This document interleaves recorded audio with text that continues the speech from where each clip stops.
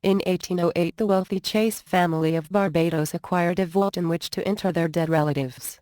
Already some 80 years old, the vault was built semi-underground and hewn out of the compacted coral that makes up much of the island as foundations.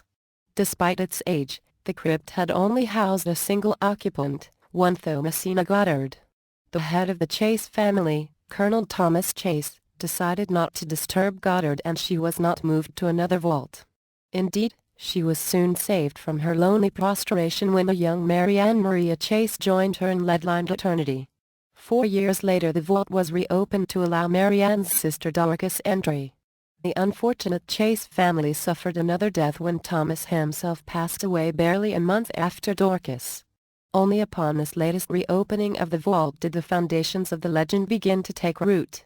It was found that Dorcas' coffin had moved from its original position so that it now rested against the far wall, standing on end, with its head downward. Some sources insist that Marianne's coffin had already moved mysteriously by the time they opened the vault up for Dorcas.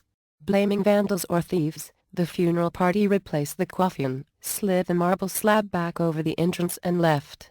From then on, every time the vault was opened to allow the submission of another of the Chase's relatives, the vault's contents would be in disarray. This included Thomas Chase's heavy casket which, according to sources, took 8 men to lift. 4 times over the following years would the marble slab be heaved aside and the sun's light would illuminate the enigmatic dance macabre that had thrown the coffins into morbid disarray. Finally, the strange activities attracted attention from the island's inhabitants and officials who attended Thomasina Clark's interment in great numbers. The governor's wife was present and writes, "In my husband's presence, every part of the floor was sounded to ascertain that no subterranean passage or entrance was concealed. It was found to be perfectly firm and solid, no crack was even apparent. The walls, when examined, proved to be perfectly secure. No fracture was visible, and the sides, together with the roof and flooring, presented a structure so solid as if formed of entire slabs of stone. The displaced coffins were rearranged, the new tenant of that dreary abode was deposited, and when the mourners retired with the funeral procession, the floor was sounded with fine white sand in the presence of Lord Combermere and the assembled crowd. The door was slid into its wonted position and, with the utmost care, the new mortar was laid on so as to secure it. When the masons had completed their task, the governor made several impressions in the mixture with his own seal, and many of those attending added various private marks in the wet mortar. A note of interest, Lord Combermere would return to England and, upon his death, leave a little mystery of his own. 8 months passed until the vault was ordered to be opened once again.